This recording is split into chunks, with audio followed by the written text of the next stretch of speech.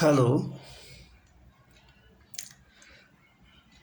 જૂની ફિલ્મ અમરનું એક પ્રસિદ્ધ ગીત છે, ઇન્સાફ કા મંદિર હૈ યે ભગવાન કા ઘર હૈ. એમાં પછીની એક કડીમાં એવું કહે છે કે યે સોચ લે હર બાત કી દાતા કો ખબર હૈ. એટલે કે ઈશ્વર હંમેશા ઓનલાઈન જ હોય છે, તેનું ઇન્ટરનેટ ક્યારેય ડાઉન થતું નથી. છતાં પણ આપણે એવું માનીએ છીએ કે સવારે નાહીને ઘરમાં રાખેલા ભગવાનના મંદિરમાં દીવો અગરબત્તી કરી વાડકીમાં પ્રસાદ ધરી ઘંટડી વગાડી ભગવાનની થોડી પ્રશસ્તિ કરવાથી આખા દિવસના કર્મોનું લાઇસન્સ મળી જાય છે. બીજે દિવસે ફરી આ જ સમયે લાઇસન્સ રિન્યૂ કરાવી લેવાનું, અથવા તો બીજા શબ્દોમાં કહીએ તો રિચાર્જ કરાવી લેવાનું. આ ઉપરાંત ધર્મોએ પાઠ પૂજા દાન દક્ષિણા દ્વારા કર્મોના બંધનથી મુક્ત થવાની સગવડ પણ ઊભી કરી છે. તદુપરાંત વર્ષે 2 વર્ષે ગંગા સ્નાન દ્વારા પણ પાપો ધોવાની વ્યવસ્થા છે.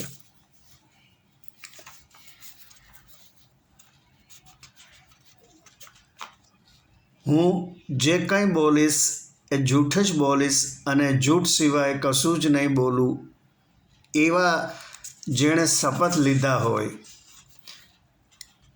એવા શેઠિયાઓ સાથે મેં કામ કર્યું છે. તેઓ પોતાને સત્યવાદી રાજા હરિશ્ચંદ્રના વંશજ સમજતા હતા અને પાછા કહે, મને જૂઠું બોલનારા પ્રત્યે સખ્ત નફરત છે. આવા જૂઠા લોકોને તો હું મારીને ખોખરા કરી નાખું. પોતે ભલે કર્જમાં ડૂબેલી કંપની રેતીમાં વાહન ચલાવવા માફક ચલાવતા હોય, પરંતુ દરેક નવા ગ્રાહકને કહેશે કે my company is totally date free, એટલે કે મારી કંપની સંપૂર્ણ કર્જમુક્ત છે.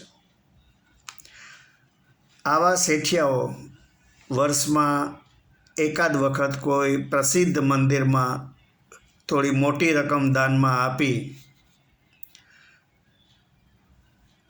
કર્મો કરવાનું લાઇસન્સ પ્રાપ્ત કરી લે છે અને પાપનું મીટર 0 પર લાવી દે છે. મેં આવા શેઠિયાઓને જેટલી ઝડપથી ઉપર ચડતા જોયા છે, એટલી જ બલકે એના કરતાં વધારે ઝડપથી નીચે પડતા જોયા છે. સફળતાના શિખરો સર કરતાં મહત્વાકાંક્ષા અને ઓવર કોન્ફિડન્સ ઘણી વખત એટલા વધી જાય છે કે એક કદમ અને રોકી ન શકાય તેટલી ગતિએ નીચે સરકવાનું શરૂ થઈ જાય છે અને ટૂંક સમયમાં જ પર્વતના શિખર પરથી નીચે ખીણમાં પહોંચી જાય. આપણે સૌ જાણીએ છીએ કે Indian film ઇન્ડસ્ટ્રીઝના greatest showman Raj Kapoor નાની ઉંમરમાં જ એક્ટર, ડાયરેક્ટર અને ફિલ્મ મેકર બની સફળતાના અનેક શિખરો સર કરેલા. આવારા, શ્રી 420, સંગમ જેવી અનેક બોક્સ ઓફિસ હિટ ફિલ્મો પણ તેમણે બનાવેલી અને એમની ફિલ્મો વિદેશમાં પણ ખૂબ જ પ્રસિદ્ધિ પામેલ. પરંતુ ખૂબ જ વધારે મહત્વાકાંક્ષાથી બનાવેલ ફિલ્મ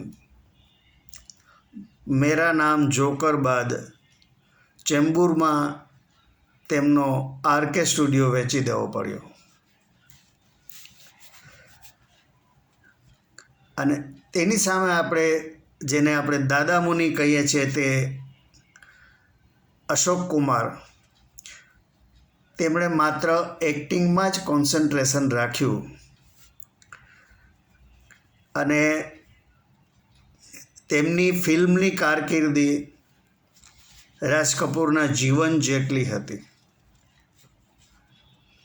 આમ દરેક અલગ અલગ માર્ગ પર ચાલે છે, પણ મંઝિલ એટલે કે આખરી મુકામ તો સૌનો એક જ છે.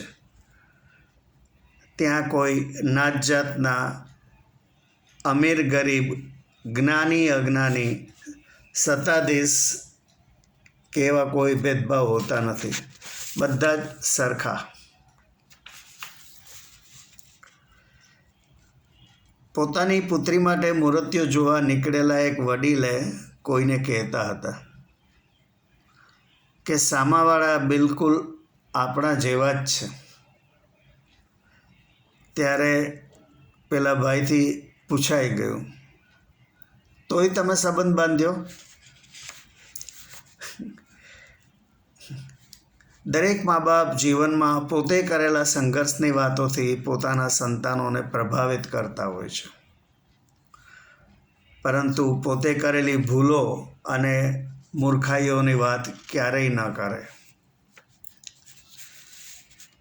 ये जीवन है, इस जीवन का यही है रंग रूप. આપને જો મારી આ હળવી વાત ગમી હોય તો મારા વિડીયોને લાઈક કરજો, આપના ગ્રુપમાં શેર કરજો અને મારી ચેનલને સબસ્ક્રાઈબ કરજો. આભાર. આવજો.